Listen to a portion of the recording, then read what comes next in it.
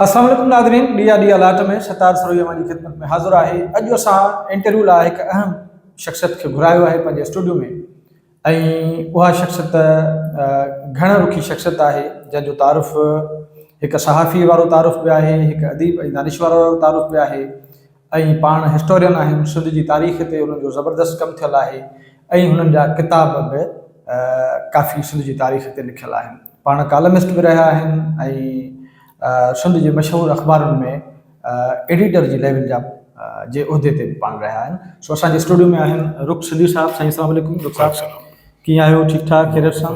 तव्हांखे असां वेलकम था चऊं पंहिंजे प्रोग्राम में। Thank U.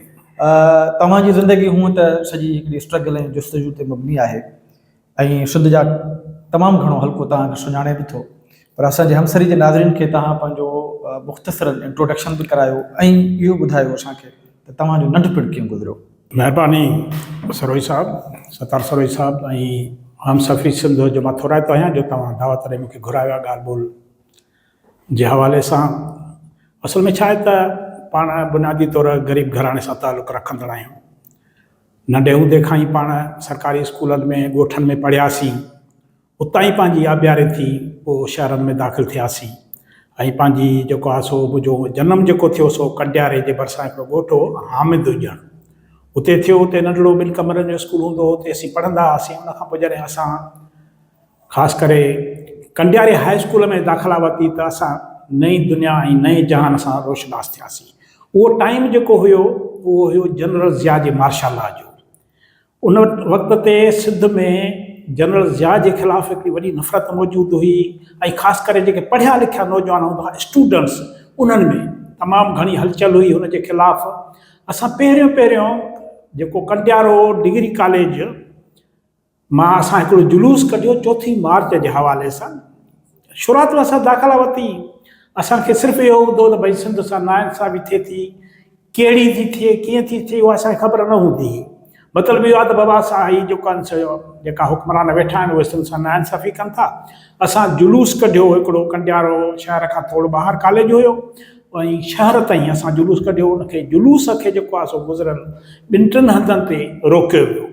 मिलिट्री जनता हुई ऐं पुलिस जो उते उहे पासे ते हूंदा हुआ, उन्हनि जो को किरदारु न हूंदो, उहे सिर्फ़ु ख़ामोश तमाशाई हूंदा हुआ। उते जुलूस सां छा थियो त हुननि त असां ते तशदुद कयो, पर जेको रोड ब्लॉक थियो, उन रोड ब्लॉक में जेकी गाॾियूं अची बीठियूं उते या मुतासिर थियूं, उन्हनि गाॾियुनि जे मालिकनि असां ते तशदुद कयो ऐं उहे सभु गैर सिंधी आहे।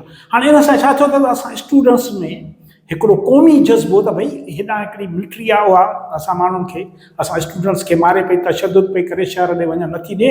ऐं जॾहिं असांखे रोके थो वञे त उहे ड्राइवर, कंडक्टर लही जेके गैर सिंधी हुया, गैर सिंधी माना ख़ासि करे उन पासे जा हुया जेके उतरिया इलाइक़ा मुल्क जा आहिनि, उन्हनि असां ते तशदुद कयो। हाणे इन सॼे माहौल में असांजी आबियारी थिए थी। असां माना कॉम्प्रेस सियासत वारा राग़िब थियूं था, उहे असांखे हालतूं थी वठी वञनि, असां पाण ॾिसूं था त कीअं थो थिए पियो। पोइ जॾहिं असां इन कॉलेज वारी ज़िंदगीअ में, तॾहिं हूंदी हुई सिंध पीपुल्स स्टूडेंट फेडरेशन, ॿी हूंदी हुई GS सिंध, पर सिंध पीपुल्स स्टूडेंट फेडरेशन जेका आई उनखे जेको आहे सो पीपुल्स पार्टी जी सपोर्ट हूंदी, इन करे हू तमामु हुननि वटि वसीला जझा हूंदा, जाम हूंदा हुआ ऐं घणा जेके से शागिर्द जेके उन्हनि सां गॾु हूंदा हुआ। पर वरी GS सिंध स्टूडेंट फेडरेशन जेका हुई, उन वटि वरी हिकिड़ो माना जज़्बो हुयो ऐं जेके हुननि वटि नारा हुया या जेके स्लोगन्स हुया या जेको मंशूर जेको हुननि जो हो, उहो वरी हालतुनि पटंदड़।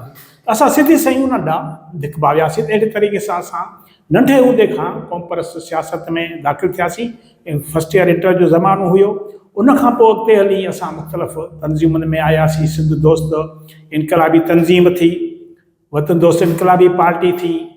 पोइ असांजो मतिलबु अॻिते हली जॾहिं असां यूनिवर्सिटियुनि ते पहुतासीं त उन टाइम ते सिंध में सियासी सघ हिकिड़ी माना मौजूदु थी, नौजवान ते, आम माण्हू ते न हुई। उन टाइम ते आम माण्हू जेको हुया सियासत खां लातअल्लुक़ हुया, उहे रुॻो जेके ॻोठनि जा या परिया मुड़ुस हूंदा, चङा मुड़ुस हूंदा, उन्हनि जी राय खे अहमियत ॾींदा। ऐं उहे माण्हू जेके वॾेरा हूंदा, जागीरदार हूंदा हुआ, जेका उन्हनि जी पार्टी हूंदी, माण्हुनि जी पार्टी उहा हूंदी हुई उन टाइम ते। या इहो चइजे त भई हेठी सतह ते आम माण्हू में नज़रिए जे बुनियाद ते सियासत उन वक़्तु बि कान हुई। भली भुट्टो साहब तमामु वॾा नारा ॾिना, आवाम में सुजाॻी पैदा कई, मुख़्तलिफ़ तरीक़नि सां माण्हुनि खे अहसासु ॾियारियो पंहिंजे वजूद जो, पंहिंजे हक़नि जो, पर पोइ बि एॾी वॾी माना जेका असां न आई। पर जॾहिं भुट्टे जी हुकूमत ख़तमु थी थिए त जनरल ज़िया जे दौर में ख़ासि करे उभार थो अचे, उहो हालतुनि पटा, इहो त मतिलबु हालतूं माण्हुनि खे मजबूर थियूं कनि। असां इहो नथा चऊं त जेको आहे कंहिं हिकिड़े फ़र्द जे किताबनि या हिकिड़े फ़र्द जे सियासी सोच जे करे असल में इनकलाब माण्हुनि खे तॾहिं मजबूर कंदा आहिनि जॾहिं उहे उन्हनि जूं हालतूं साथ ॾियनि। जेकॾहिं हालतूं हुक्मरान धुर या जेका इक़्तिदारी धुर उनजे ख़िलाफ़ आहिनि त माण्हू सिधो संहुं उनखां मुतासिर थींदा आहिनि। उनखां पोइ जॾहिं सियासी शोर वधे थो, असां यूनिवर्सिटी में वञूं था, ऐं पोइ वरी जॾहिं मां ग्रेजुएशन कयां थो सिंध यूनिवर्सिटी मां, त उते वरी हिकिड़ो मज़ेदार तव्हांखे वाक़ियो ॿुधायां त मूं हिस्ट्री मुंहिंजो हुन टाइम ते तमामु घणी दिलचस्पी मूंखे हूंदी, हिननि लाइ किताब पढ़ंदुसि।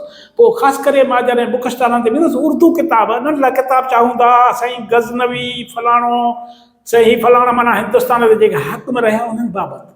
मां सोचींदोसि यार ही माण्हू जेके आहिनि असां वटि अहिड़ा किताब छो न आहिनि, असां जे माण्हुनि खे अहिड़ी शयूं छो न किताबड़ा मिलणु घुरिजनि जेके उहे पढ़नि ऐं हुनखे ख़बर पइजे असीं पाण केरु आहियूं। पोइ अॻिते हली इन सां मुंहिंजो माना हिकिड़ो हिस्ट्री ॾांहुं हिकिड़ो जेको आहे सो रुझान थियो या दिलचस्पी पैदा थी। पोइ जॾहिं असां यूनिवर्सिटी मां ॿाहिरि निकितासीं त यूनिवर्सिटी तव्हांखे वाक़ियो ॿुधायां त जॾहिं मूं मास्टर्स कई त उनखां पोइ एम फिल लाइ मूंखे चयो वियो त भई तव्हां जेको आहे सो एम.फिल कयो। ऐं तॾहिं हिस्ट्री डिपार्टमेंट जी जेका प्रोफेसर हूंदी, डिपार्टमेंट जी सरबराह हूंदी, उहा हमीदा, डॉक्टर हमीदा खोड़ो हुई। सो इन टाइम ते मूं काफ़ी मुतालो हिस्ट्री जो कयो हो, सिंध जो किताब गॾु कया, जेका ख़र्ची मिलंदी उन मां किताब गॾु कंदो हुउसि, वठंदो हुउसि, ख़रीदंदो हुउसि, पढ़ंदो हुउसि। पोइ हुन मूंखे चयो त तव्हां बि मौज़ू खणी अचो, मां बि मौज़ू थी खणी अचां, ऐं उनखां पोइ चूंड कंदासीं तव्हां छा में कयो। जॾहिं मूं हुन ॾे मौज़ू खणी वियुसि त मूं चयो ही मौज़ू जेके मुंहिंजी दिलचस्पी जा आहिनि, हुन चयो न इहे मौज़ू न छॾियो, ऐं हिन में हुयो त फलाणी तव्हां कंडियारे जा आहियो, कोटड़ी कबीर जे भरिसां हिकिड़ी दरगाह आहे, सखी जाम दातार जी आहे, या बहरहाल ॿियो को नालो हुउसि, बहरहाल सखी हुयो, उन ते तव्हां एम.फिल कयो। मां चयो बेटा मुंहिंजो इन सां का दिलचस्पी कान्हे का, दरगाहुनि सां उते छा थो थिए छा नथो थिए। उनखां पोइ वरी चई त भई फलाणो जेको आहे मौज़ू आहे उहो बि इन क़िस्म जो ई मौज़ू हुयो त फलाणी जेका सिंध में हिकिड़ी तहरीक ॿुधाई, महदवी तहरीक, त मैडम मां चयो मां इन्हनि शयुनि ते जेको आहे सो मुंहिंजी दिलचस्पी कान्हे, मां जेके मौज़ू तव्हां ॾे खणी आहियां उन मां मूंखे ॿुधायो। त मूं हुनखे मौज़ू ॾिना त मां सकरण जे भरिसां रहां थो, उते ठुल मीर रुकन आहे, भरिसां चांहूअ जो दड़ो आहे, उन ते तव्हां या ॿिया जेके आसार आहिनि उन ते मूंखे चओ त जेको आहे सो मां तव्हांखे हिकु मकालो तयारु करे ॾियां। मूंखां इलाही मकाला मूं पहिरियां बि ॾिठा जिन जा हुया, त मां चवां हे जेकॾहिं हीउ कमु करिणो आहे इहो त को मसालो ई कोन्हे। ॿियो वरी हिकिड़ो चवनि भला ठीकु आहे तव्हां फलाणे माण्हू जी सवान लिखी अचो। हाणे उहो जेको माण्हू हुयो मूंखे यादि नथो बीहे त उनजो सिंध सां को तालुक़ु ई कोन हुयो। मां चयो मैडम इन सां सिंध जो तालुक़ु ई कोन्हे, मां तव्हां ॾे हिकिड़ो मौज़ू थो खणी अचां। उहो माण्हू जहिड़ो जाॻंदो वेठो आहे, उनजो किरदारु बि आहे, उहो आहे काज़ी फैज़ महमद, ज़बरदस्त। उन ते तव्हां चओ त जेको आहे मां लिखी अचां। चई न उहो पोइ हीअं मतिलबु हुननि कयो। पोइ उनखां पोइ मूं जी दिलचस्पी ख़तमु थी वई एम.फिल करण में। मां चवां हिते जेकॾहिं अजाए कई कमु कजे, उनखां पोइ पंहिंजे लेखे 30 सालनि जे उमिरि खां मूं कमु शुरू कयो। भला इहा पंहिंजे नंढपण नौकरियूं कयूं। अच्छा, हाणे इन ते तारीख़ वारो जेको मरहलो आहे ॾह में अचूं था, तव्हांजे सहाफ़ती सफ़र ॾे बि अचूं था पिया। इब्तिदाई जेका तव्हां पहिरीं नौकिरी कई उहा कहिड़ी पहिरीं नौकिरी तव्हां कई ऐं कहिड़े हालतुनि में कई? हाणे असुल में छा आहे त मूं जेका तव्हांखे मज़ेदार ॻाल्हि ॿुधायां त मूं जॾहिं शादी कई, अरेंज मैरिज हुई, असांजा माइट हुया जंहिं मूं शादी कई, तॾहिं मां बेरोज़गार हुउसि। माइटनि जो ज़ोर हो, मां बाबा किथे रोज़गार मिले त मां जेको आहे शादी कयां, मां घरवारी खे ताते न पिया त सघां। सो हुननि चयो न जेको आहे सो शादी हुननि जो ज़ोर आहे, तव्हांखे शादी करणी आहे। मूंखे शादी कराइनि। उनखां पोइ ॿिए ॾींहं ते, शादीअ जे ॿिए ॾींहं ते जेको आहे सो मूंखे फ़ोन आई कराची मां। उते इंस्पेक्टोरेट ऑफ माइंस जो जेको सरबराह हुयो बशीर अहमद अंसारी, उन जी फ़ोन हुई। उन मूंखे मुबारक ॾिनी। छा त इन विच में मुंहिंजो कराची वञणु थींदो हो पियो शादीअ खां अॻु। हुन सां कचहरियूं थींदियूं हुयूं। ॿियो टियों हुई, हू तमामु जेको आहे सो हिकिड़ो तरक़ीपसंद माण्हू हुयो, क़ौम दोस्त माण्हू हुयो, ऐं इन क़िस्म जा जेके माण्हू हूंदा हुआ उन्हनि जी हू सपोर्ट बि कंदो हुयो। हा, सपोर्ट कंदो हुयो। ऐं हिते सदर में हुननि जी ऑफिस हूंदी, जॾहिं मां वेंदो हुउसि त हू जेको आहे सो मूंखे चवंदो बाबा को मसालो कोन्हे, जेको ॻाल्हि हुजे ॿियो टियों। पोइ ऐं मां पंहिंजो रिसालो थो कढां अंग्रेजी में, हुनजो तूं एडिटर थी ॼाए। ऐं पोइ अॻिते हली एडिटर मूंखे कयईं त हुन ॿिए ॾींहं ते मूंखे फ़ोन करे चयो त साईं तव्हां रुख साहिबु किथे आहियो? मूं चयो मां हिते आहियां, मुंहिंजी शादी थी अचे। मूंखे तुंहिंजे सोट ॿुधायो। मुंहिंजो सोट ऐं ॿियो मां साथ हुते इंस्पेक्टर ऑफ माइंस में अहम उहिदनि ते हुया। हुननि ॿुधायोसि त जेका अमेर ॾेई शादी त कई बार आहे, बेरोज़गार माई कीअं था थींदो। सो उन ॾींहुं मूंखे जेको आहे सो हुननि जे फ़ोन अचण खां पोइ मूंखे फ़ोन कई, चई अॼु खां तुंहिंजो मां ऑर्डर कढी छॾियो, अॼु सुभाणे ऑर्डर खण। ज़बरदस्त। मां कराची वियुसि, वञी इंस्पेक्टर ऑफ माइंस में असिस्टेंट जी पोस्ट हूंदी, पहिरीं नौकिरी तव्हां? पहिरीं नौकिरी उतां शुरू कई। अच्छा, हाणे ही त वरी ज़िंदगी जी कहाणी आहे तफ़सील सां। तव्हां हिकु सियासी वर्कर रहियो ऐं पंहिंजे इब्तिदाई दौर में, कॉलेज वारे दौर में, यूनिवर्सिटी वारे दौर में तव्हां स्टडी सर्कल्स बि हलाया, हिकु रोशन ख़्याल क़िस्म जा इंसान। सहाफ़त जे तरफ़ तव्हांजो लाड़ो कीअं थियो, उहा असांखे कहाणी ॿुधायो त तव्हां सहाफ़त जी दुनिया में कीअं आहियो।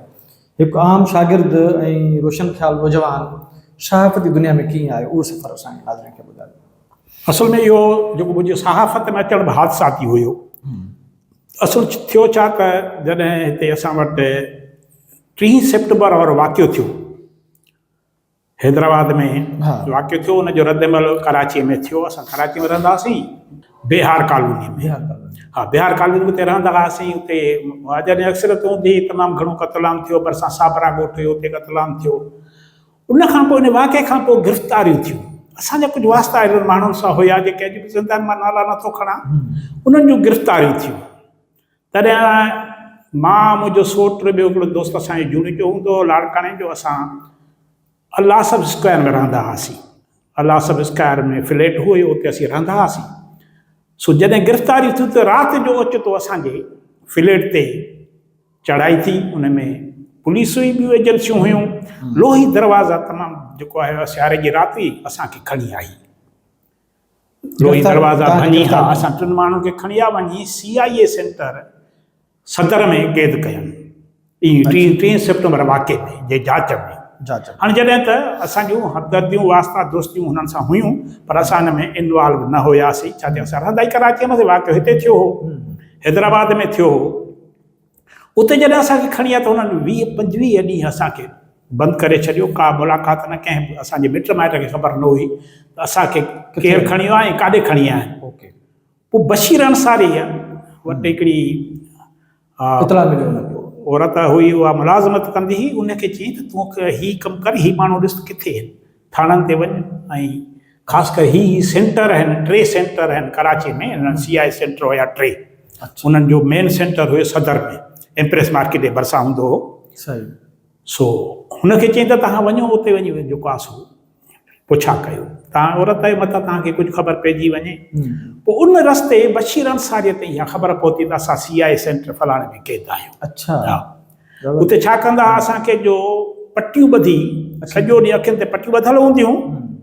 ऐं पोइ वॾे में वॾो इहो तशदुद हूंदो हो, जो जॾहिं हू पटी हीअं खिसकाईंदा हुआ त माना असांजो अधु साह निकिरी वेंदो हो।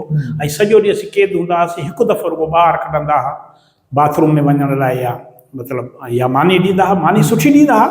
पोइ हिकिड़ो असां सां बुरफ़त हूंदो हो, धाड़े। अच्छा। हा, उन जूं पटियूं, अखियुनि ते पटियूं ॿधियल हूंदियूं। असां चवंदा 3 त असांजो ई, 4थों केरु आहे? हुन खां पुछे पिया तूं केरु आहीं? पोइ हुन आस्ते ॿुधायो त मां बुरफ़त आहियां। पोइ चवंदो यार मानी न खाओ। अच्छा। हा, असां छो भला मानी न खाऊं? मानी फर्स्ट क्लास ॾेई वञनि, भला खाई रहो कयूं, बुख त मरूं पिया। चई न, मानी खाईंदव न पोइ तव्हां ते तशदुद कंदा, पोइ तव्हां बेहोश न थींदो, तव्हांखे तशदुद वधीक सहणो पवंदो। हुन तजुर्बो हुजे, हुन धाड़े जो पंहिंजो तजुर्बो। सो हुन चयो त भई तव्हां मानी न खाओ। पोइ असां मानी खाइणु छॾे ॾिनी। पोइ छा थियो, जेके बि अहिड़ा वाक़िया पिया थियनि त उन में छा हो, जल्दी माण्हू बेहोश थी वेंदो। बेहोश थी वेंदो त हू छॾे ॾींदा, मथां मरी पवनि। सही। पोइ असांजा माइट कुझु जेके पुलिस में आया, उन्हनि असांखे छॾायो। उन्हनि ताईं ॻाल्हि पहुती। जॾहिं बशीर अंसारी हुन ते पहुचा बि फलाणनि ते क़ैदनि, पोइ माइट उन्हनि ऐं बशीर अंसारी जो बि हुन में किरदारु हुयो, PPA जी तरह हुकूमत क़ाइमु थी चुकी हुई। उन PPA जे हिकिड़े मिनिस्टर हुयो, उनखे चई त हीअ जेके फलाणा माण्हू हिते तव्हां क़ैद कया आहिनि, उहे त तव्हांजा नाला था खणनि, त तव्हां असुलु ॾिनो आहे, इन्हनि खे छॾायो वारो कयो। बशीर अंसारी वॾो होशियारु माण्हू हूंदो। सो हुन वटि इहे मिनिस्टर ईंदा आहिनि, ॿियो खाणनि जा ठीका हुन खां खणंदा। पागारे वटि जो खाणो जेके हूंदियूं, कोयले जूं खाणो, उहे ठीका उतां ॾींदा हुआ। प्यारे लाना फलाणे जेके बि हूंदा हुआ, उहे सभु हुते ईंदा हुआ। असांखे ख़बर हूंदी हुई। हुननि ते उहो ज़ोर ॿार रखी असांखे हुन छॾायो। अच्छा, पोइ तव्हां आज़ादु थियो जॾहिं त उन खां पोइ तव्हांजो वटि सहाफ़त ॾांहुं लाड़ो आज़ाद जॾहिं थियासीं न केस त क़ाइमु रहिया। केस कयो? हा, हाणे असां ते केस जेको आहे से हैदराबाद जो केस न आहे, असां त वरी कराची में अलॻि केस कनि। जॾहिं ॾिठो त हिन में न आहिनि मुलवस हैदराबाद वारे वाक़े में जांच में हुननि खे ख़बर पइजी वई ही न आहिनि, असांखे कराची में अलॻि अलॻि केसनि में नंढनि केसनि में फसायो। पोइ नेठि असांजी ज़मानत थी त मां जॾहिं ज़मानत जे 5 या 6 ॾींहंनि खां पोइ हिलाल पाकिस्तान वियुसि। हिलाल पाकिस्तान तॾहिं बचिया फ़कीर मोहम्मद लाशारी उते पेज कढंदो हो हिलाल पाकिस्तान जो। ऐं फ़कीर मोहम्मद लाशारी इमदाद ओॾे जो हिकिड़ो रिसालो हूंदो हो सिंध सुजाग, ठीकु आहे, लियाकताबाद मां उतां निकिरंदो हो, उतां बि उहो रिसालो बि हुनजो संभालींदो, उन में आर्टिकल्स मां लिखंदो हिस्ट्री ते, ऐं हू छपींदो सिंध सुजाग में बि छपींदो, हिलाल पाकिस्तान जो हफ़्तेवार मैगज़ीन में बि छपींदो। सो मां ईअं ई वियुसि उतां हुन वटि मुलाक़ात करण जी, ॿ ॾींहं ख़बर छा पियो थिए। सो मां चयो त हीअ आहे हाणे ज़मानत ते आज़ादु थिया आहियूं, वरी कॾहिं खणंदा कहिड़े केस में खणंदा का ख़बर न आहे। चई हाणे सुभाणे जेको आहे न, सुभाणे परीहं मां फलाणे हंधि जॉइन थो कयां अवामी आवाज़ चाकीवाड़ा। अवामी आवाज़ जॉइन कई चाकीवाड़ा, तॾहिं हुते यार दोस्त हुया त हिन चाकीवाड़ा में जॾहिं जॉइन कई त उते सोहेल सांगी बि हुयो, ॿिया बि दोस्त हुया, काफ़ी इमदाद ॾोढो हुयो, ॾाढा हुननि जा जेके डॉक्टर नासिर दादा इहे सभु हुया, सभु हितां सॼो लॾो उतां जो ई हुयो, लियारी जा रहायशी आहे, इन करे हुननि उते पहिरीं ऑफिस उते क़ाइमु कई। मूंखे हुते अची तूं मूंसां मिल, मां हुन सां मिलियुमि।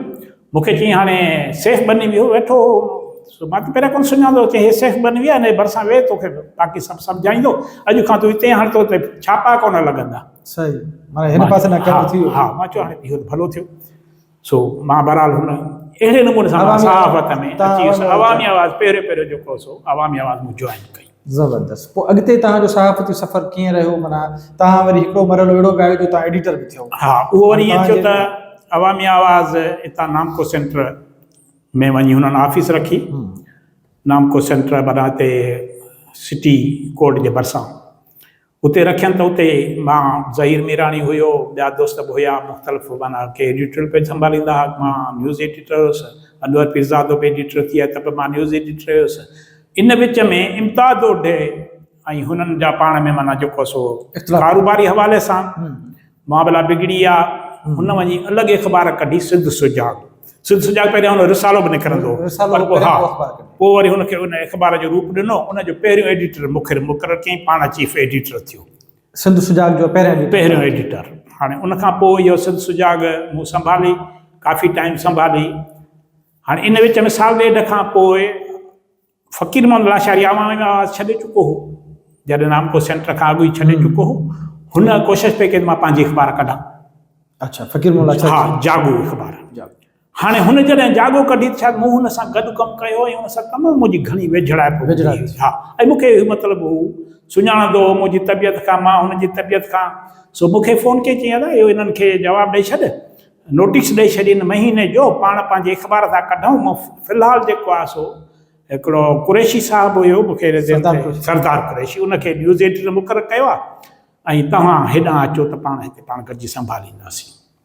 हाणे इन विच में जेको आहे 5-6-7 महीना गुज़री हलिया, मां हुननि खे नोटिस ॾिनो। मुंहिंजी जॾहिं हितां जेको आहे सो मूंखे इजाज़त मिली त मां वञी अवामी इहा जागो अख़बार जॉइन कई, जागो जो न्यूज़ एडिटर थियुसि।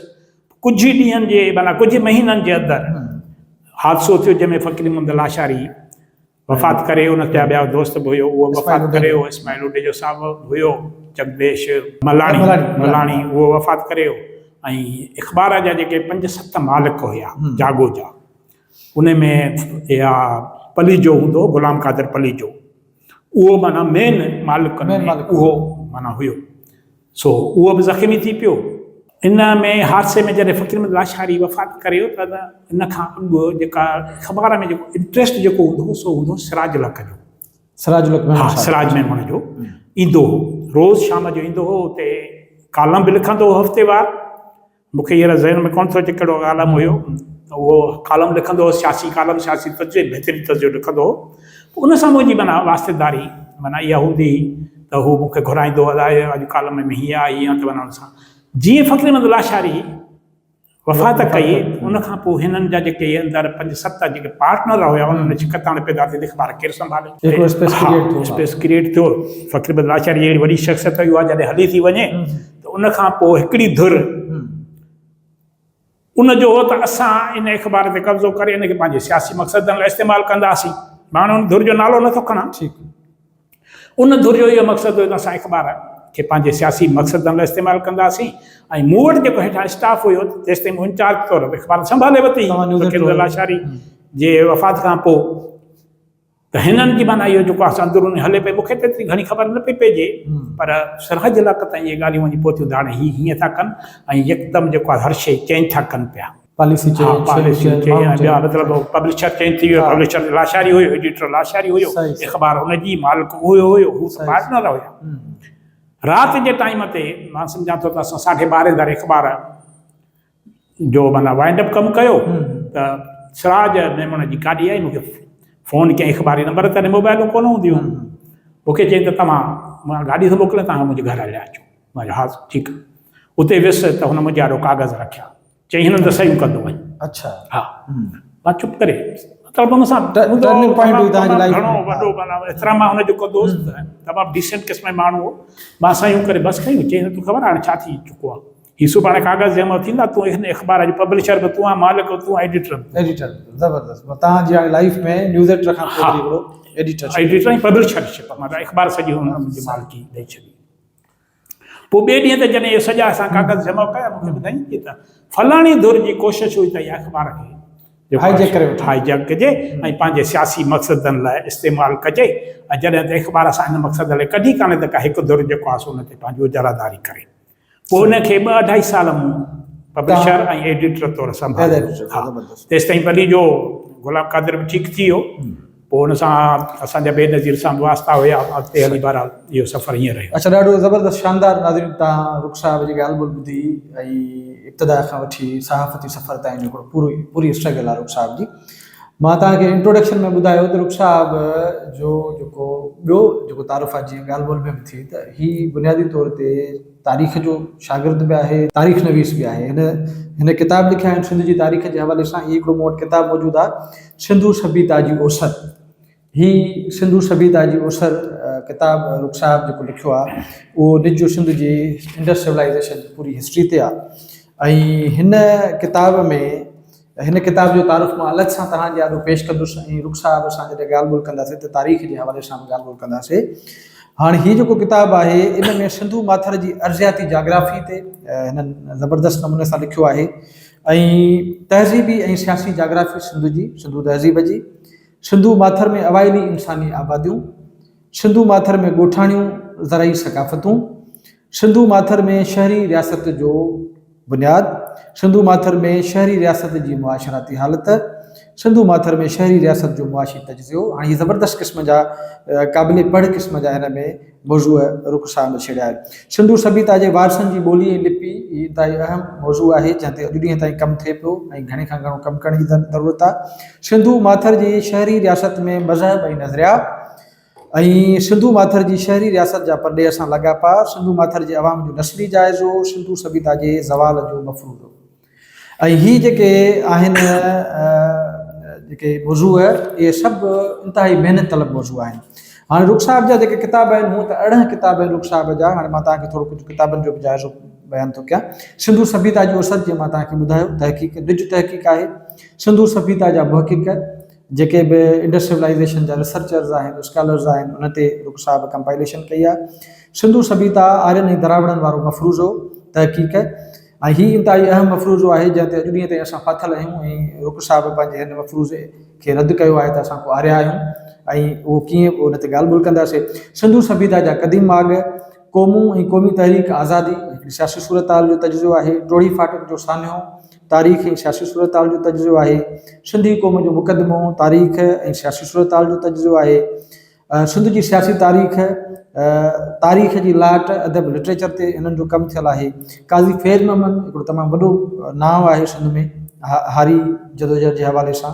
ऐं नाविल निगार काज़ी फ़ैज़ मोहम्मद उनजी सवाह उमिरी लिखी अथऊं सिंध जी क़ौमी तहरीक में सिंधियुनि जो इतिहाद मकाला ऐं मज़मून ऐं अॼु जी सिंध माना करंट सिनारो में मौजूं यादगिरियूं सवाने उभरी पंहिंजी ऐं ॾुतड़ियल देश जी कहाणी मकाला ऐं मज़मून सुखी धरती ऐं ॾुखोयल माण्हू इहे कुझु नाला मां खणी वियो आहियां ऐं रुख साहब जा 18 किताब कुल हिन वक़्त ताईं जा शाया थियल आहिनि। हाणे हलूं था इन मौज़ूअ ॾांहुं त रुख साहब खां असां पुछूं त जीअं हुननि ॿुधायो त इंट्रस्ट हुननि जो स्कूल वारे कॉलेज वारे दौर में यूनिवर्सिटी वारे दौर में तारीख़ ॾांहुं हुयो।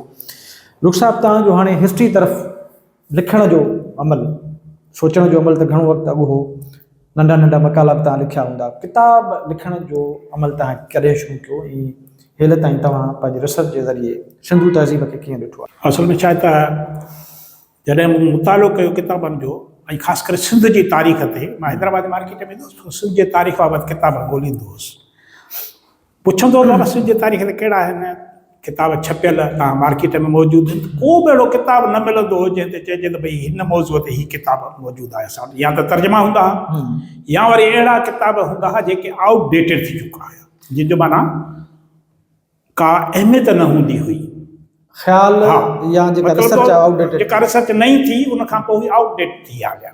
हाणे हुननि जा जेके मौज़ू हुया, हुननि में जेके नतीजा कढिया हुया, जदीद तहक़ीक़ हुननि खे रद्द करे छॾियो। हाणे असां वटि जॾहिं कंहिं माण्हू खे चवंदा साईं सिंध जी तारीख़ ते छा पढ़ूं, साईं चचनामो पढ़ो, तुफ़्तुल कलाम पढ़ो, तारीख़ मसूमी पढ़ो, तारीख़ शाहजहानी पढ़ो। हाणे इहे जेके बि सभु किताब आहिनि उहे बुनियादी तौर असां उन्हनि खे हिस्ट्री जा किताब चई नथा सघूं। दुनिया में जेको हिस्ट्री जो कॉन्सेप्ट आहे, हिस्ट्री छा आहे, कीअं हुजणु घुरिजे, हुन में छा हुजणु घुरिजे, उहे न आहिनि। हू छा आहिनि त जेके ॿाहिरां हमले वारा आया, सिंध ते जिन हमिलो कयो, उन्हनि सां जेके गॾु आयल हुया लेखक, उहे के तारीख़दान कोन हुया, हू सनाख़वान हुया, हुननि जी रोज़ानो जी डायरी लिखंदा हुया त साईं अॼु फतेहूं ही हासिलु कयूं, साईं फलाणे कबीले या ज़ात वारनि जी जेको आहे सो उन्हनि खे हीअं मात कई, फलाणे इलाइक़े ते हीअं कब्ज़ो कयो, त हेतिरो माले गनीमत हथ आयो, हेतिरनि बाग़ियुनि जो सिर कलम कयो। हाणे इन्हनि में सॼी सिंधी क़ौम जी तोहीन थियल आहे, उन हिस्ट्री कान्हे, हुननि माण्हुनि जी तोहीन थियल आहे। इहो सिर्फ़ु असां वटि न, पर तव्हां दुनिया जे हिस्ट्री में जिते जिते बि कब्ज़ा थिया आहिनि, ॿाहिरां क़ौमुनि अची उन ते हमला कया आहिनि, हुननि जेका तारीख़ लिखी रही आहे ईअं ई हूंदी जीअं असां वटि लिखी वई आहे। हाणे इन सूरत हाल में छा थो थिए त अंग्रेज़ जॾहिं हिते अचनि था, उन खां पोइ असां वटि इन बुनियाद ते कुझु साइंसी बुनियादनि ते कम जी शुरूआति थिए थी। उहे बि हुननि जा पंहिंजा मक़सदु हुया। हाणे हुननि जेके सिंध जी तारीख़ ते माख़ज़ गॾु करणु शुरू कया अंग्रेज़नि, हा अंग्रेज़, फारसीअ में कहिड़ा आहिनि, अरबीअ में कहिड़ा आहिनि, या तपेदारनि ते कमु रखंदा हुया त तव्हां वञी जेको आहे सो हीअ सर्वे करे अचो त हिते हिन इलाइक़े में कहिड़ा जेके भड़ा आहिनि, क़दीम भड़ा आहिनि, उन्हनि जा नाला छा आहिनि, ऐं पोइ इन नमूने सां हू आदमशुमारी बि इन नमूने सां कंदा हुया सभु। माना हुननि हिकिड़ो तरीक़ेकार सां हिकिड़ी शयूं सहेड़ण जी शुरूआति कई। हाणे इन विच में छा थो थिए त असां वटि उन पीरियड खां पोइ बि जेके किताब लिखिया हुआ अंग्रेज़नि जे दौर में, उन में बि छा थो थिए त असां वटि मज़हबी तज़ाद मौजूदु हुया। जेके किताब असांजे मुआशिरे में जेके लेखक हुया, हिकिड़ा हिंदू लेखक हुया, महासभाई जंहिंखे चइजे, ॿिया वरी उहे लेखक हुया जेके मुस्लमान हुया। हाणे उन्हनि जे पंहिंजा तज़ाद हिस्ट्री ते हावी थियण लॻा। सही, जेकॾहिं को हिंदू लेखक सिंध जी तारीख़ लिखे पियो, उहो सॼो खणी उनजे वञी पंहिंजे उन मुफ़ादत तहत वञी बंदि करे पियो त बाबा हिते जेके माण्हू सभु फलाणा फलाणा हुया जेके उन मुफ़ादत तहत हुया। वरी जॾहिं मुस्लमान शुरू पियो करे त उहो वरी जेको आहे सो अरबन जो पीरियड या जेके बि हुया उन्हनि खे वॾो मुतबर करे पेश पियो करे, इंसाफ़ उन्हनि न करे सघिया हिस्ट्री सां। असां वटि कुझु माण्हू चवंदा हूंदा त तारीख़ सिंध, तारीख़ जेको आहे सो क़दीम सिंध आहे। हाणे क़दीम सिंध भेरूमल महरचंद आडवाणी जी, उन खां पोइ वरी जेके ॿिया लेखक अचनि था, मौलाई शीदाई आहे या मिर्ज़ा कलीज बेग, इहे सभु मज़हबी बुनियादनि ते हिननि सभिनी कमु कयो।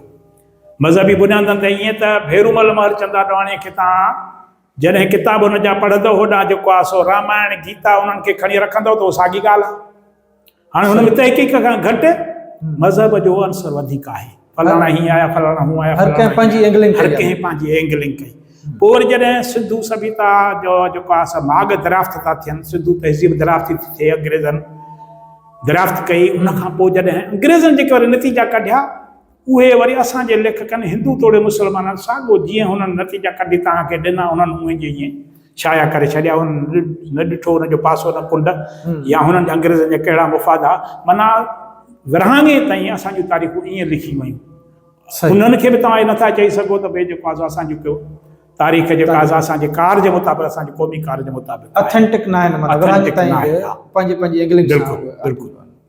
उन खां पोइ ज़ाहिर आहे तव्हां वरी पंहिंजो कलम खयो, तव्हां पंहिंजो लिखियो, त तव्हां हाणे रिसर्च मां असल में मूं जेको आहे सो जेका ॿाहिरि पई तहक़ीक़ थी, ख़ासि करे भारत में, जर्मनीअ में, चीन में ऐं जापान में। जापान में हिकिड़ो वॾो प्रोजेक्ट हुननि शुरू कयो जंहिंमें 17 किताब इंडस सिविलाइज़ेशन ते जापान में, हा, 2-2.5 हज़ार पेजिस जा किताब आहिनि, सेट आहिनि।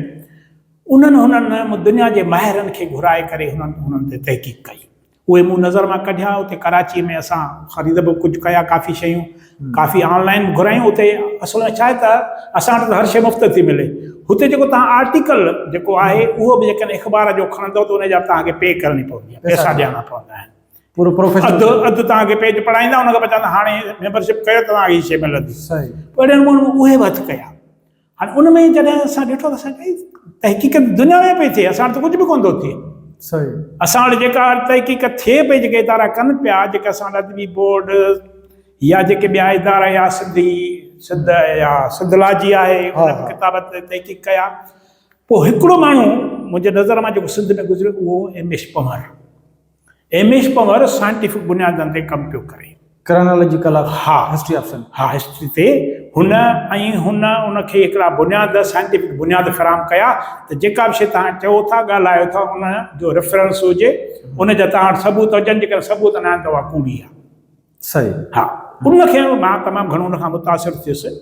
ख़ुदि सिराज साहिब सां मुंहिंजी हुन ते कचहरी थींदी हुई, त हू चवंदो हो त इहे जेको तव्हां कमु कयो था कंदा रहो, ऐं इन जी ज़रूरत आहे। सभु माण्हू शाइरी, कहाणी, नावल, ॿिया 16 कम आहिनि, हिते ख़र्च बि वधीक थो थिए, टाइम बि वधीक थो लॻे।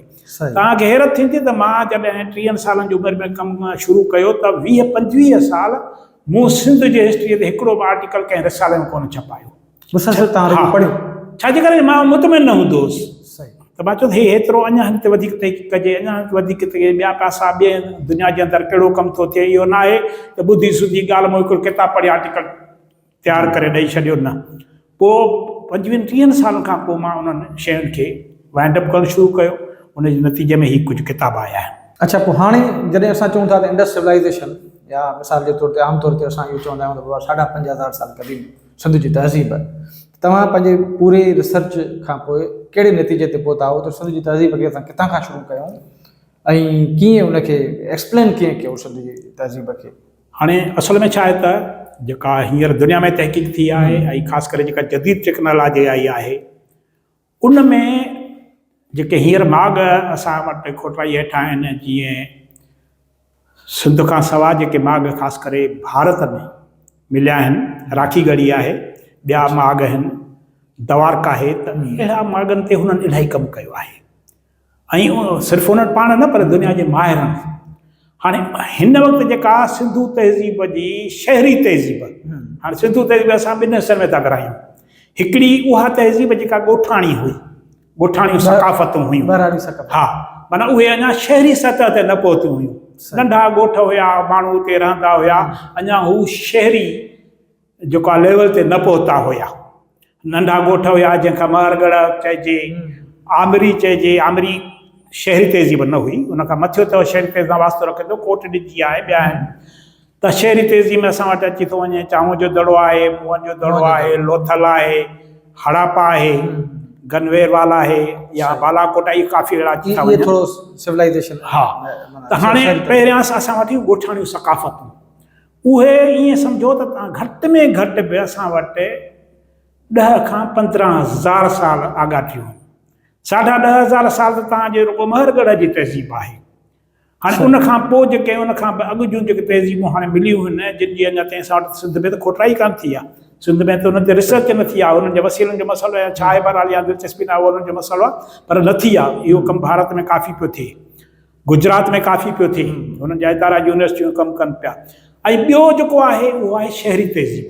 हाणे शहरी तहज़ीब असां माण्हू सम्झंदा त 50,000 साल, 50,000 साल न, पर सिंध में, सिंधू माथिरीअ में जेका शहरी तहज़ीब हुई, उहा बि 10,000 साल आगाटी आहे, घटि में घटि। हा, छाजे करे जॾहिं मुंहनि जे दड़े जी खोटराई पिया कनि त जॾहिं मुख़्तलिफ़ हुननि जा तह आहिनि हिकिड़े दौर जो ॿियो दौर जो त जॾहिं हेठि ताईं पहुता त पाणी निकिरी आयो उन खां पोइ बि 7 खां 8 ॿिया 9 तह ॿिया आहिनि। हा हाणे उन्हनि जे जॾहिं तव्हां उमिरि मुक़ररु कयो था पाणी जी लेवल जॾहिं घटिजे थी उमिरि मुक़ररु कयो था त उहो सरजान मार्शल जे मुताबिक़ उहो पाण थो चवे त घटि में घटि हीअ तहज़ीब जेका आहे 10,000 साल ॻाटी आहे।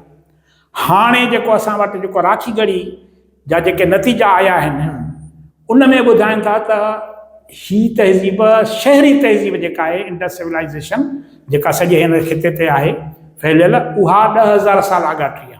माना हाणे 5,000 साल वारी ॻाल्हि ख़तमु थी चुकी आहे। असां तमामु आगाट आहियूं। माना दुनिया जे जेके तहज़ीब घटि में घटि शुरू कजे त 10,000 साल शहरी तहज़ीब। हा ऐं ॿेराड़ी अञा वधीक पथर दौर ॾे तव्हां वञो त उहो त हज़ारे साल अॻिते आहे।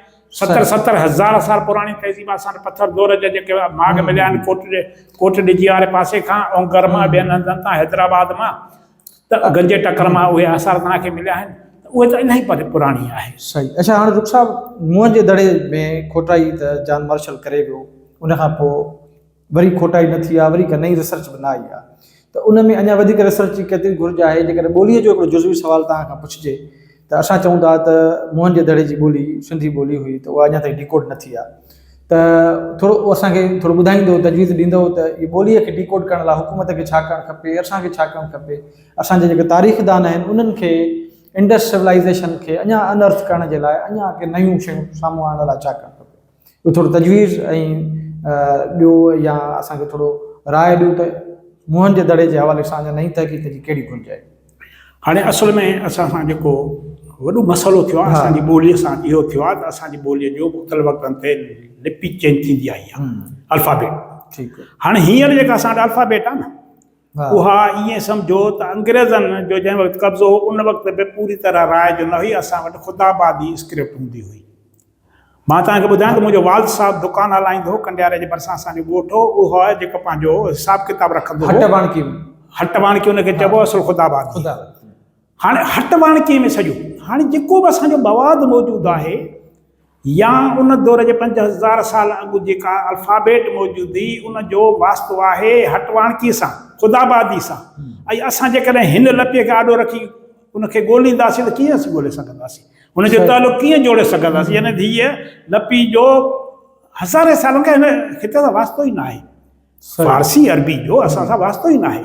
असां वटि जेके बि आहे संस्कृत आहे हिंदी आहे गुरमुखी आहे जेके भरवारियूं आहिनि उहे सभु ॿोलियुनि जी स्क्रिप्ट हीअ रही कान्हे जेका असां इस्तेमालु था कयूं। हाणे असांखे छिनी धार कयो वियो। हाणे अॼु बि तव्हांजो तमामु वॾो लिटरेचर गुजरात कच्छ राजस्थान इन्हनि इलाइक़नि में या जेके हिते हिंदू हितां लॾे विया आहिनि उन्हनि जे वॾनि वटि जेके शयूं सांढियल हूंदियूं उहे उन लिपीअ में आहिनि जेका असांजी हिन वक़्तु असां सम्झी कोन था सघूं सम्झी नथा सघूं त असांजो तालुक़ु ई नथो जुड़े। हाणे हीअ त अंग्रेज़नि जी हिकिड़ी साज़िश हुई जेका असांखे चवनि त भई तव्हांजे असां ॿोली जेको आहे सो तामिलनि सां वास्तो थी रखे दरावड़ी। हाणे इहो बि हिकिड़ो वॾो बहरहाल किसो आहे पाण अलॻि ॻाल्हाईंदासीं। हा इन ते ॻाल्हाईंदासीं त हुननि हिकिड़ो मफ़रूज़ो घड़ियो उहो हुननि जा पंहिंजे सियासी मुफ़ादनि तहत हुयो। उहो जेको मफ़रूज़ो घड़ियो न उहो असांजे दिमाग़ में असांजे दानिशरनि जे दिमाग़ में विझी आहे। पोइ हिकिड़नि हुनखे छिकियो त बाबा जेको आहे सो हीअ जेके हितां जी ॿोली आहे उहा दरावड़ी आहे। उहे दरावड़ हज़ारे मील परे हलिया विया उते वेठा आहिनि हिते हुननि जो खुरपुर बि कोन्हे। ॿियनि वरी उन्हनि खे पाण मज़हब जे बुनियाद ते हेॾां छिकियो माना अरब मुल्कनि में हा इन इलाइक़े सां छिकियो जंहिंसां असांजो वरी वास्तो ई कोन हुयो। हाणे विच वारो जेको खाल आहे न गुजरात राजस्थान कच्छ काठियावाड़ पंजाब कश्मीर गिलगत ही सॼी पटी आहे। इहा हिकिड़ी सकाफ़ती पटी आहे हिकिड़ी ॿोली आहे जंहिंखे असां इंडस जी ॿोली चई सघूं था त इहे सभु ॿोलियूं उन जी पैदावार आहिनि इंडस जी। हाणे तव्हांखे मां ॿुधायां तव्हां जे आॾो जेकॾहिं को पंजाबी ॻाल्हाईंदो तव्हां सम्झी वेंदो सही ज़रूरु कुझु न कुझु सम्झो त छा थो चवे। सिराइकी ॻाल्हाईंदो सम्झी वेंदो कश्मीरी ॻाल्हाईंदो सम्झी वेंदो गिलगिती ॻाल्हाईंदो सम्झी वेंदो। शीना ॿोली आहे शीना हा शीना जेका ॿोली आहे उतरनि इलाइक़नि में उहा जॾहिं तव्हां ॿुधंदव हुननि खे त तव्हां चवंदो हीअ त सिंधी पियो ॻाल्हाए। अच्छा हा एतिरा लफ़्ज़ मुंहिंजी चैनल ते केतिरा माण्हू ईंदा न चवंदा आहिनि साईं तव्हां असां वरी शीना ॿोली में पैदा ख़िताबु कयो अच्छा ऐं उहे हुननि जा अॼु बि उन्हनि जा मैसेज ज़ाहिर आहे, ॿोलियूं कंहिंखे बि सेंटर लिंक्ड आहिनि। माना हीउ जेको सिंधु दरिया जे ॿिन्ही पासनि खां जेके ॿोलियूं आहिनि उहो हिकिड़ी वैकिरो आहे ॿोलियुनि सही। जो जेको सिंधु दरिया खां निकिरी किथे ख़तमु थो थिए उनजी चौगिर्द हिकिड़ी ॿोली आहे, उन जूं ही सभु शाखूं आहिनि। असां ईअं नथा चऊं त मौजूदा सिंधी सभिनी जी माउ आहे। सही। इहा माना हिकिड़ी वरी अजीब क़िस्म जो जेको आहे सो थींदी ॻाल्हि। या वरी असां ईअं चऊं त भई जेको आहे सो असां मोतबर आहियूं ऐं बाक़ी सराइकी ॿिया चार राजस्थानी न, हीअ सभु पंहिंजो पाण में लाॻापियल ॿोलियूं। नाज़रीन, तव्हां रुख साहिब जी ॻाल्हि ॿोल ॿुधी तफ़सील सां। मां तव्हांखे इहा बि ॻाल्हि ॿुधायां त रुख साहिब यूट्यूबर बि आहे। बुनियादी तौर ते हीउ पंहिंजो हिकिड़ो यूट्यूब चैनल हलाए थो पियो, उन में निज सिंध जी हिस्ट्री ते तारीख़ ते हिन जो कमु थियल आहे।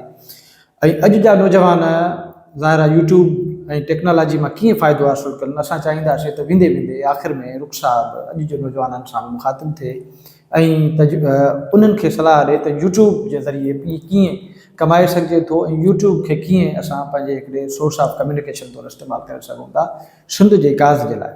महिरबानी। असल में छा आहे त सोशल मीडिया जो ही दौरु आहे ऐं तव्हां ही जेको किताबु तव्हां ॾाढो पियो आहे इहो तव्हां हितां हैदराबाद मां वेही या कराची मां वेही सॼी दुनिया में पहुचाए नथा सघो, एतिरे क़दुरु सॼी सिंध ताईं पहुचाए नथा सघो। ऐं जेका असां लिपि असांजी आहे उहे माण्हू नथा सम्झनि जिन जी उहा कान्हे का। गुजराती माण्हू तव्हांजी न सम्झंदो, अहिड़े नमूने राजस्थान इवन पंजाब या जेके बि असांजा भरवारा इलाइक़ा आहिनि उहा तव्हांजो ही किताबु न सम्झंदो, छो जो असांजी अल्फ़ाबेट ॿी आहे, हुननि जी ॿी आहे, पर तव्हांजी ॻाल्हाइण सम्झी वेंदो। सही। माना तव्हांजो मार्केट तव्हांजे ज़बान सां लाॻापियल आहे। हाणे इन में छा आहे त हींअर जेको आहे सो माण्हू किताब खां वधीक अहमियत डिजिटल टेक्नोलॉजी में जेके शयूं अचनि थियूं, ख़ासि करे वीडियोस ऑडियोस खे ॾिए थो। छाजे करे जो हुन जे खीसे में मोबाइल पई आहे, बस में वेठो आहे, खणी करे पंहिंजे पसंदि जो मौज़ू ॻोल्हे ऐं उन मां जेको आहे सो ॼाण हासिलु करणु घुरे थो, एंटरटेनमेंट हासिलु करणु घुरे थो। हाणे उहे सभु शयूं हुन जे पहुच में आहिनि। हिकिड़े घर जे अंदरि जेकॾहिं 10 मोबाइल सेट आहिनि त हर को माण्हू पंहिंजे पसंदि जी, पर तव्हांजो किताबु जेको आहे जीअं जीअं जदीद दौरु थींदो पियो वञे त प्रिंटेड शयूं जेको आहिनि पंहिंजूं हैसियत हुननि जी माना पोइ हिते थींदी पंहिंजे ख़तमु थींदी पई वञे। सिधी ॻाल्हि हुनजी शयूं नयूं शयूं जॻह थियूं वाधारनि पियूं। हाणे मां तव्हांखे ॿुधायां त असां जॾहिं मूं यूट्यूब ते कमु शुरू कयो त मूं पहिरियों मुतालो कयो त कहिड़े मौज़ूअ ते कमु कजे। असल में छा, तव्हां उन मौज़ूअ ते कमु कयो जंहिं बाबति तव्हांखे ॼाण हुजे। अजायो को बि तव्हां हवालु कंदव या मुख़्तलिफ़ मौज़ूअनि ते, शाइरी बि उते हुजे, जेको आहे सो मौसीक़ी बि उते हुजे, जेका शइ जितां आहे उतां खणी था रखंदो, तव्हांखे माण्हू अहमियत न ॾींदा। ऐं ॿी पराई शइ न हुजे, सिर्फ़ु तव्हांजो पंहिंजो कंटेंट हुजे जेको तव्हांजो ओरिजिनल हुजे। ऐं ॿी ॻाल्हि आहे त तव्हांजो माण्हुनि जो हल्को पैदा थिए। जेकॾहिं तव्हां जोग्राफी जी ॼाण रखो था, साइंस जी ॼाण रखो था, सिर्फ़ु नौकरियूं। हाणे असांजे हज़ारे माण्हुनि जो जेको मसइलो जेको आहे सो नौकरी तलाश करणु हूंदो आहे। सही। मुख़्तलिफ़ अख़बारुनि में इश्तार अचनि था, हर नौजवान जी उन्हनि ते अख़बारुनि ते पहुच कान्हे का। महांगियूं अख़बारूं सभु ख़रीद नथा करे सघनि। जेकॾहिं को माण्हू इन ते हिकिड़ो चैनल खोले थो त आहिस्ते आहिस्ते उहो चैनल उन्हनि माण्हुनि में जाइ वालारींदो जेके उन सां लॻापियल हूंदा, जिन जी मजबूरी हूंदी नौकिरी जी तलाश। अहिड़े नमूने सां कंहिं बि हिकु मौज़ूअ ते चैनल तव्हांजो जेकॾहिं हिकु मौज़ूअ ते आहे त हू पंहिंजो हिकिड़ो हल्को ठाहींदो, पंहिंजे ॿुधंदड़नि जो ॾिसंदड़नि जो हल्को ठाहींदो ऐं तव्हां आहिस्ते आहिस्ते कामयाबु थींदो।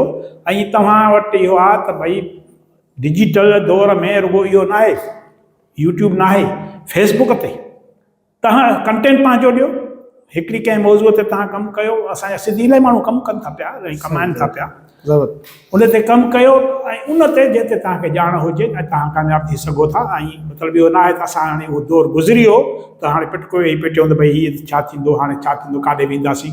छाजे करे जे शयूं नयूं शयूं जेके ईंदियूं पुराणियुनि जाइ वालारींदियूं, तव्हां पुराणियुनि शयुनि खे बेदख़ल थियणो पवंदो। ज़बरदस्त, वॾी महिरबानी साईं। रुख साहिब, तव्हां असांजे स्टूडियो में आयो, असांखे टाइम ॾिनो। नाज़रीन, तव्हां रुख साहिब जी ॻाल्हि ॿुधी, सोर्स ऑफ इंस्पायरेशन आहे नौजवाननि जे लाइ। ऐं वक़्त सां गॾोगॾु कीअं तब्दीली अचे थी माण्हुनि जे मिज़ाज में, तबियत में ऐं कमु करण जे अंदाज़ में। यकीनन टेक्नोलॉजी जो दौरु आहे ऐं टेक्नोलॉजी जे दौर में असांजे अॼु जे नौजवान खे बि टेक्नोलॉजीअ मां फ़ाइदो हासिलु कंदे नित नयूं शयूं, नवां ख़्याल ऐं नवां थॉट्स खणी अचणु खपनि अॻिते, त जीअं असां घणे खां घणो टेक्नोलॉजी मां फ़ाइदो हासिलु करे सघूं। रुख साहिब जी लाइफ पूरी हिकिड़ी रोल मॉडल लाइफ आहे नौजवाननि जे लाइ, स्ट्रगल सां भरपूर आहे। सो उमेदु आहे त असांजो हीउ प्रोग्राम रुख साहब जूं ॻाल्हियूं तव्हांखे पसंदि आयूं हूंदियूं, वणियूं हूंदियूं, उन मां तव्हां कुझु न कुझु हासिलु कयो हूंदो। वरी कंहिं ॿिए प्रोग्राम में कंहिं ॿी महिमान शख़्सियत सां हाज़िर थींदासीं। तेसीं ताईं मोकिलाणी न आहे, जॾहिं पेर तेॾां ख़ैरु।